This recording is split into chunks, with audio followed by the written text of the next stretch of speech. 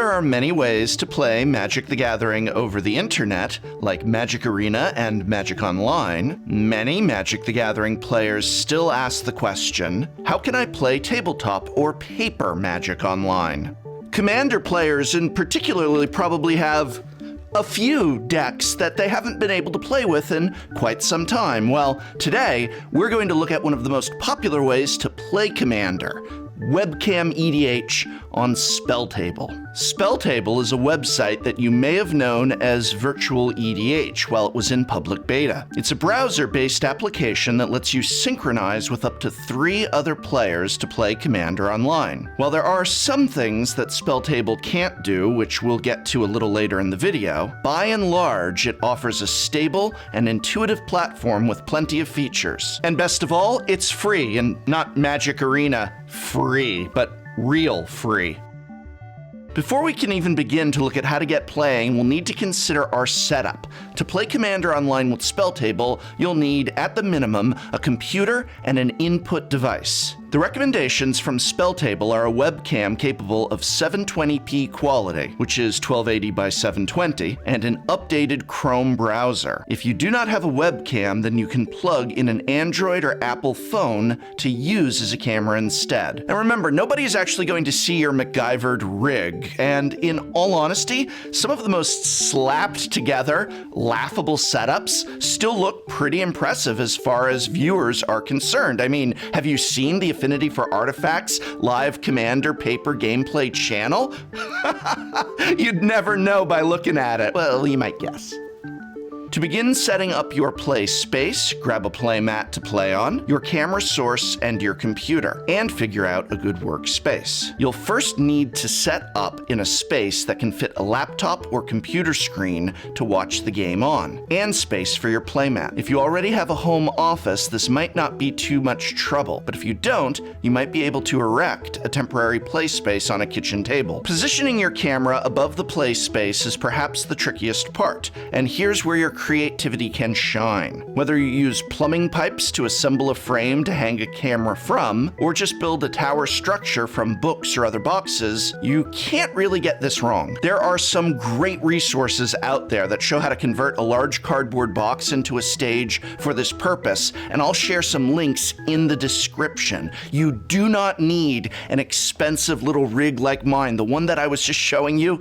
Yeah, you know, I've got a bit of a production studio, so I had access to a fancier thing. I'll link it. It's a little expensive, not that bad, but you just need, in some cases, a bundle box or a shoebox. Again, check the links in this video's description. There's also a pretty foolproof way to use an old bundle box to create a camera mount, which is great if you're using a mobile phone for your camera. Again, please check the links in this description. One important aspect of getting set up properly is lighting. You'll want to make sure there's as little glare as possible on your table, as this can cause difficulties for the other players in your game.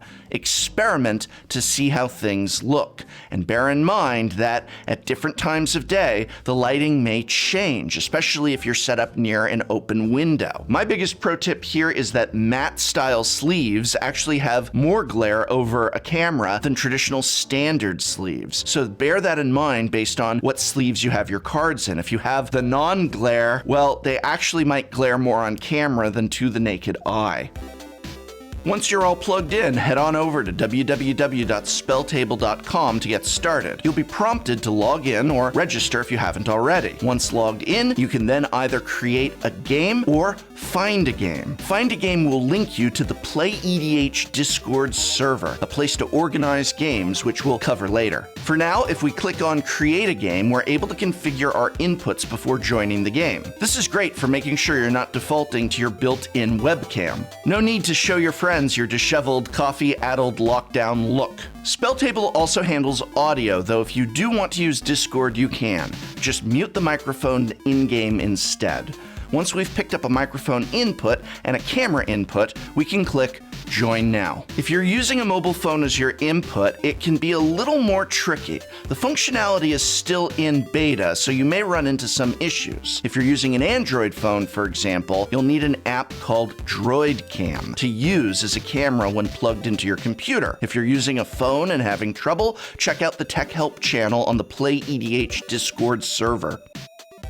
The first thing you'll notice when you're in a game is that the screen is divided for each player. Above your play area, you'll see your life total. This can be changed with the up and down keys on the keyboard, which is a nice touch. First things first, let's add a commander. You can add partners here too, and this is also where you can keep track of commander damage that has been dealt to you by other players, as well as infect. It's a fairly comprehensive little menu and helps you limit the amount of scorekeeping needed, which is always good. Clicking on the little dots in the top corner of your play area will also give you some useful options, like adding a monarch, marking yourself as eliminated, or flipping the video. You can flip the video of opponents to help with viewing things on your end too. Mousing to the left-hand side of the window will bring up the main menu. From here, you can configure your inputs, change to focused layout, ideal for playing two-player games or even other games like the Pokemon TCG, and access various settings, the most useful of which being the randomized player order option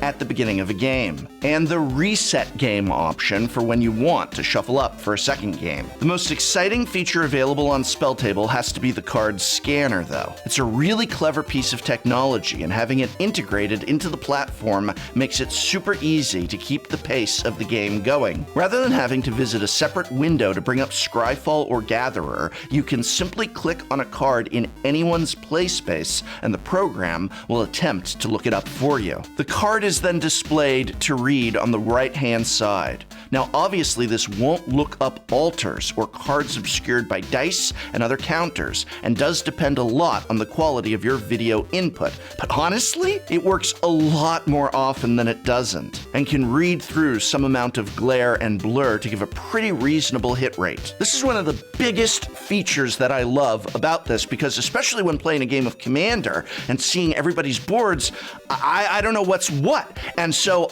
before using Spelltable, I would often just be like, hey, Olivia, what's that card right up there? No, that one, the second from the right.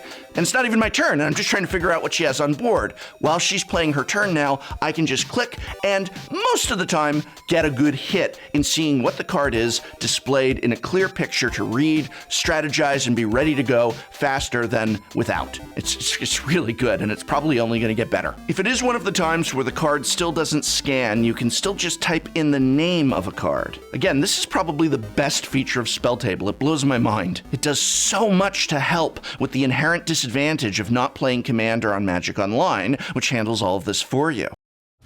All right.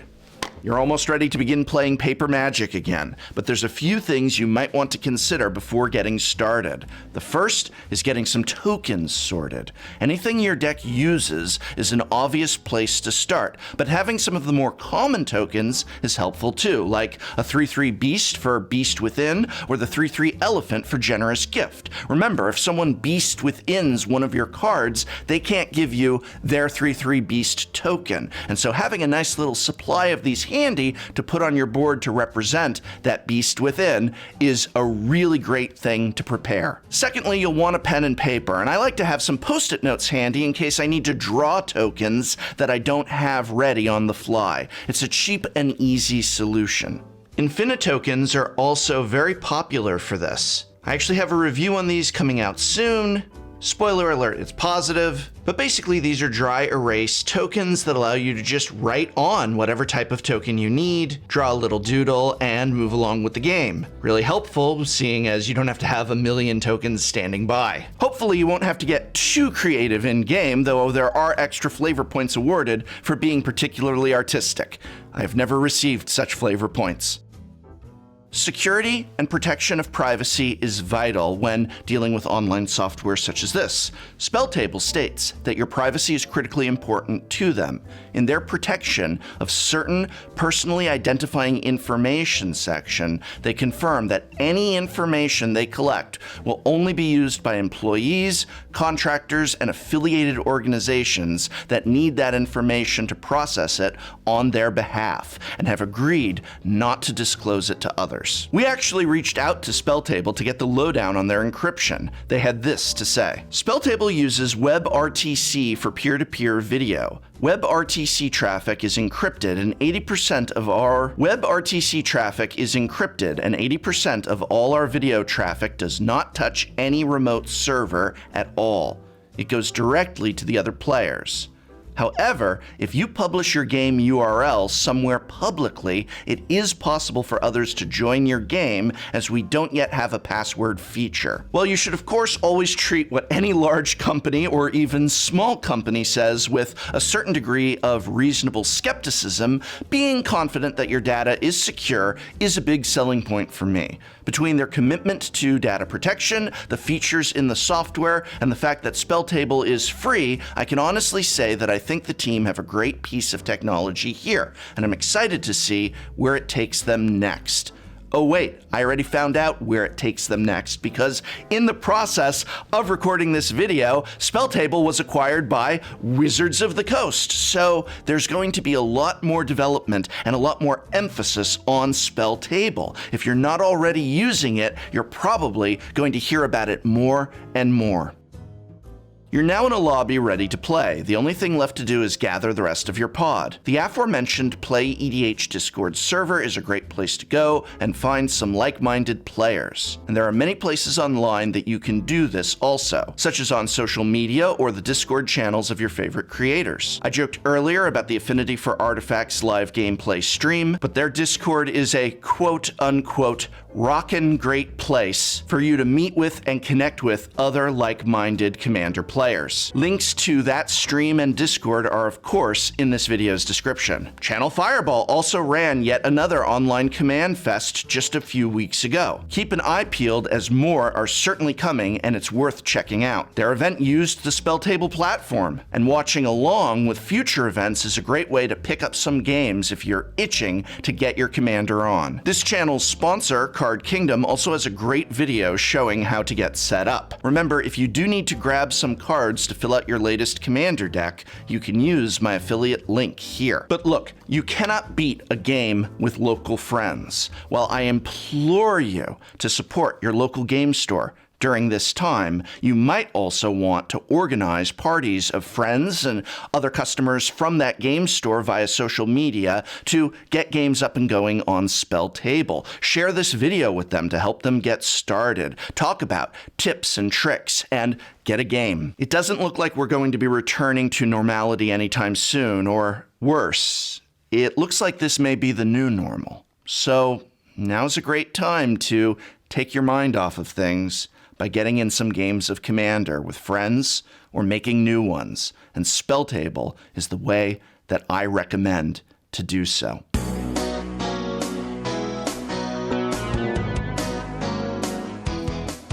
Yeah, they're almost killed limited, right? Because it's not good for the viewers. Yep. So this is something that, like, yeah, I agree, limited is not good for the viewers, but at what point are you willing to sacrifice like everything else to get an extra 1,000 viewers? Right? Because it's not like you're going from 5,000 viewers to 1 million viewers. You're not becoming League of Legends. This is not Magic strength, right? You're going from 5,000 viewers to 6,000, maybe 7,000, right? And is it worth it? To me, it's not. I think you should try to make the tournaments as best as they can be for people who want to play in them, right? And not necessarily just for the people who are watching. So I think, and for example, the invites, right? They had the discretionary invites and stuff like that. And then they just invited a bunch of players who are not from Magic, right? They invited, say, Savitz, right? And don't get me wrong, I like Savitz a lot. I talked to him during the tournament. He's actually a really nice person, but I don't think he should be put in the MPL, right? And then you have all these people who are just trying their hardest and just want to be in the system, and there's no room for them because you're bringing someone from a different game just to get more viewers. Right, and I wish they wouldn't do that. I wish they would, you know, and now that everyone is mad about it, right, and rightfully so, because if you've been trying for 5 years and you feel like you finally got there, and you know, oh, there's finally a spot on this thing. Oh wait, it's this streamer from a different game that's going to get it. I think that feels really bad. Yeah. Right, and so that would, I think, is the biggest weakness, is focusing too much on viewership and not enough on Magic's strength, which is that people love playing it and they want to be part of the system.